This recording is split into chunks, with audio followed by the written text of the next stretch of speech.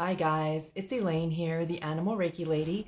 Good morning, good afternoon, good evening, wherever you happen to be in the world when you catch this video. Today we are talking about a topic that does come up from time to time. This is a question that I get so often, and I thought I'd share some details here, especially because I have a new friend in India who posed part of this question. And that is how we handle heartbreak and pity and anger over animal cruelty. So I'm going to share with you a couple of tips for that. Some things that I do as an animal Reiki master and practitioner. I work with animals all the time, and I have actually started to, I don't know if the correct word is specialized, but I've come to work frequently with animals in captivity, such as zoos, and also with animals in shelters. So I've got a couple tips to share with you about how we handle heartbreak and anger with animal cruelty and animals in shelters and captivity and neglect and abuse and all those lower energy things. But first of all, for those of you who may be catching me for the very first time, my name is Elaine. I am the Animal Reiki Lady, and I am an Animal Reiki master and practitioner. I help people build deeper emotional, spiritual, energetic connections with the animals in their lives. And I also help people, and these are some other videos that you might want to catch. I help people prepare for and cope with grief that comes along with pets who are passing, with pets who are aging, terminally ill, that kind of thing. But today's focus is specifically on how we handle the heartbreak that we feel when we see animal cruelty. So this came up in two ways. I had a student bring this up to me this week. I have one-to-one students, private students, and every single private student of mine, I take them to the zoo. Wherever that may be. This happened to be here at the Denver Zoo. And one of the questions that she brought up was, how do you handle it? How do you get over the pity that you feel? How do you get over the anger that human beings have put these animals in captivity? What is it that you do? And the second person that came to me was my new friend in India, who said there are so many animal shelters in India. She says that she called them street dogs. It's so sad. They're feral. They're wild. They are treated cruelly. And how do I help manage that? What do I do with my own Reiki practice to overcome that kind of heartbreak and anger? And so these are some of the things that I'm going to share with you. Some tips that I do using Reiki. So as an animal Reiki master, I've practiced Reiki now for years, and I've specialized in animals for probably the past 3 or 4 years. And really, with a daily practice, with a regular practice, and with regular connection with animals, it has helped me manage those things that I used to feel the same way. I shared with my student the story of a time when I worked at a well-known sports arena, and one of the activities at the sports arena was, when there wasn't a sporting game, was the circus. And it was a very well-known national circus. And when I worked there, behind the scenes, I did HR. That's still in my life as an HR person, human resources. But we all took turns working all of the events that happened at this well-known arena. And one of the things that I had to do was work what we called back of the house during this circus. And as I was working back of the house, I rounded a corner, and by that I made sure that people were where they were supposed to be, and other people weren't where they weren't supposed to be. And as I turned the corner, I came upon a hippopotamus, and the hippopotamus was chained and in a wading pool, like a baby's wading pool. And this will even make me emotional now. So I tell you guys, I completely understand the feeling. When I turned the corner and saw the hippo, a big, big animal standing chained in a baby's wading pool. See, it does get me emotional. I felt such anger. I was so angry. So how do we overcome it? How do you manage it? And how do you turn it into something good and useful? I was so angry at the conditions of that hippopotamus. And I think that might have been like when one of the little shifts happened in what I was going to do with my future life as well. That was many, many years ago. So we're talking 20, 25 years ago, possibly longer if I want to date myself. So what do we do when we come across that? So there's a couple things. The first one is, when we help one animal, we help them all. So you cannot possibly, especially, and this is especially from my friend in India, there's no way that you can help every stray dog. There is no way that we can help every single animal that's in captivity. There's no way that we can, as one person, help every animal who's in a shelter, who's been abused, who's been neglected. But what we can do is help one animal. And I'm going to share a little bit more about shelters. I do have this saying, when you help one animal, you help all animals. And this is diving a little bit more into the spirituality side of Reiki, but it recognizes that we are all one, that every single living thing and that every animal is a sentient being, and that as a sentient being, we are all part of this universal mind. And so when we can help one animal, we help them all. And when we have a community of people like I have in this group, so I'm only one person who's creating this kind of community. There are many of us out there right now working on behalf of animals who are creating communities of human beings who together raise the global universal consciousness in the way that animals are, the way that we treat the animals that we share this planet with. So think about this. This was the example that I gave to my student. That was 25, 30 years ago, that example of the circus. And I honestly don't know of any circuses that are still in existence. So as a whole, we have shifted the way that we are, the way that we share this planet with animals when it comes to entertainment. Think of all of the, I think, isn't it in Canada? I'm pretty sure it's in Canada where there's no longer anything like a SeaWorld. That's for entertainment. It's not, there are conservation efforts. There are efforts that help save animals that might suffer from extinction because of the other things that human beings do.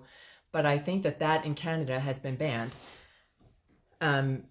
And so little by little, we are shifting with the more that more and more people focus on this, the more we are shifting the way that animals are treated and improving the quality of the life of animals on this planet. So it's not perfect, not by a long shot. We've got so far to go, but we're getting there and we are doing it. And the more people that join this community, the more people that join other communities, the more people that come together as like-minded thinkers, remembering that we are all part of this universal mind, we are shifting the way that human beings are interacting with animals on this planet. Then there's another thing. So I talk about, let's talk about shelters in particular. Shelters, when I go to an animal shelter, I know that in my heart, I would adopt every single animal there. I would take every animal in and I would love to care for them and love them and feed them and groom them and give them the best possible life that I can. But I know that I don't have that ability to do that. And so two things that I do. I support the shelter as a volunteer. I love animal sanctuaries, and I support animal sanctuaries as part of my Animal Reiki Institute and the training that I do in Animal Reiki, because 25% of every student fee that I receive goes directly to a shelter or a sanctuary. Particularly if I'm working at a sanctuary, 25% of all student fees, so if I had a class of 10 people, think about that, 25% goes directly to that sanctuary for the care and the feeding of animals and medical care and that kind of thing. But I digress. Okay, so when I go to a shelter, here's what I do when I know that I can't help them all. Reiki, Animal Reiki, is based in meditation. It's based in a state of conscious awareness and mindfulness with the animals that we are working with. And we make heart-to-heart connections. And I know that's a topic for a whole nother day, but I know everybody who follows this page knows what I do. I make heart-to-heart connections with animals that allow us to make that spiritual, energetic connection. And what I do at a shelter is share with any animal or all the animals. I might just sit down on a bench in the animal shelter and just open a space for them, go into a quiet meditation, let them know that they're safe, they're cared for, that the people who run the shelter want nothing but the best for them, and that together, if we can shift the energy in the animal shelter. So think about this, right? When they get there, there's fear, there's confusion. They may have been abused. They may have been neglected. They may have been surrendered. All of those negative emotions they bring with them. And it causes a stressful environment within a shelter. So with Animal Reiki, what we can do is allow that energy to shift. By focusing on love and compassion and peace and safety, we raise the vibration within the shelter. And when I think about that in my mind, when I open that space and invite the animals to join me in that space, I share with them just my thoughts. I think this in my mind, but I feel it in my heart, that if we can shift the energy in that shelter that allows even one animal to get adopted and find their forever home, not only is that animal now finding their forever home, but we've created space within the shelter to bring in somebody else. So I look at it as not only finding a forever home for one animal, but creating an entire new space for new animals to come in where we can continue to shift the energy, and it works in this beautiful little cycle. So that's how I deal with it at shelters. How do I deal with it at zoos? So when we go to zoos, this is where the question even came up from my student. How do you manage your feelings around animals that are captive? When you get a feeling from an animal that they'd rather be free, when you get a feeling of heartbreak or pity, that's the last thing that the animals there need to feel. And the only way to have you really feel this is to go there and do it. But when you go to a zoo, and instead of viewing it as entertainment and or pity, we go there with an open heart and begin to share with animals that there are actually human beings. I also share the same message as with sanctuaries. I let them know that every single person who works there, from vets to zookeepers, to all of the people who are animal care professionals at the zoo, they are there specifically to help that animal live the best possible life that it can. And so we're not going to be able to free a tiger in the United States. We're not going to be able to free any of the animals who might be in captivity there. Hang on a quick second. I hear somebody coming in the door. Yep, hang on. Bear with me, guys. This is what we get with live videos. So 10 seconds, 2 seconds. Hang on. I'm just going to close the door because I'm live streaming.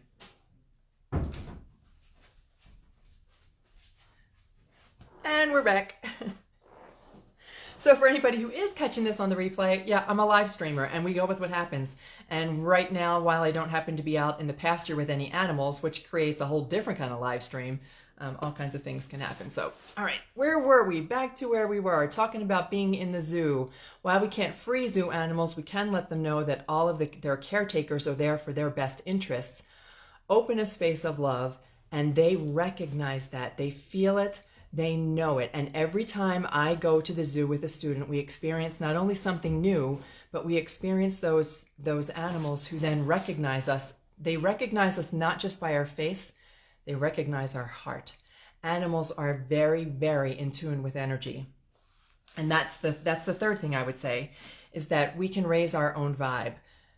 All of us have energy throughout the day, right? And you've said this to yourself, oh, I'm not feeling all the energy today, or wow, I'm really feeling motivated and inspired today. And we've only got so much energy that we carry through the day. How do you focus that energy? Do you choose to focus on anger and pity and those lower emotions? Or do you choose to raise your own energy and use that energy for something positive? And that's my suggestion to you. Animals are very wise in the language of energy. And when we go to the zoo, often people think about touch. And so when we're with dogs and cats and pets who share our space, they let us touch them. But we're not going to be able to touch animals in captivity. We're not going to be able to touch animals who have been abused or neglected or in a cage at a shelter. But we can use our heart.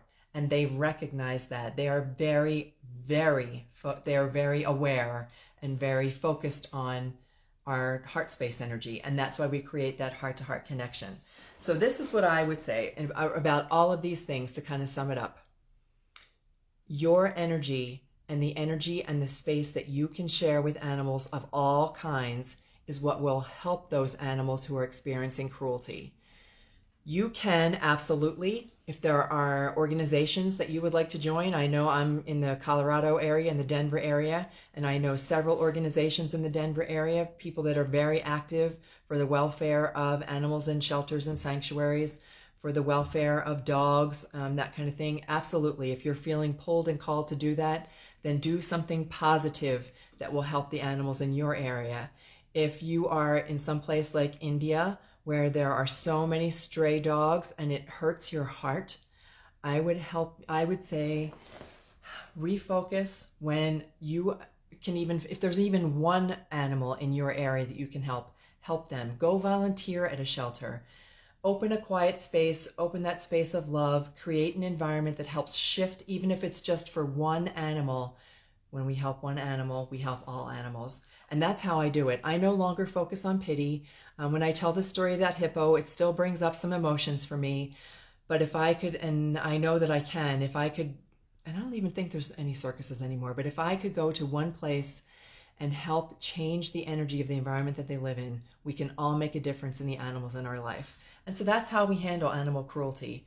I can't say that there won't ever not be, or that we can eliminate animal cruelty, at least in this lifetime, I don't know, but I'm telling you that I'm going to take every step that I can to ensure that I create a space of love and peace and compassion for all of the animals that share this planet. Okay, so that's that. If you have any questions, you guys know, if there's any topic that you want me to talk about, if there are any questions that you have, put them in the comments, no matter where you happen to be watching this video, because I post the videos everywhere. Let me know if there's anything else that you want to talk about, or if there are any questions that come up from this topic. For now, I just want to say I hope you guys have a beautiful, blessed day wherever you are in the world. And from me and Jack, who is always, as always, asleep here on the floor, from all of the animals, have a beautiful day. Bye.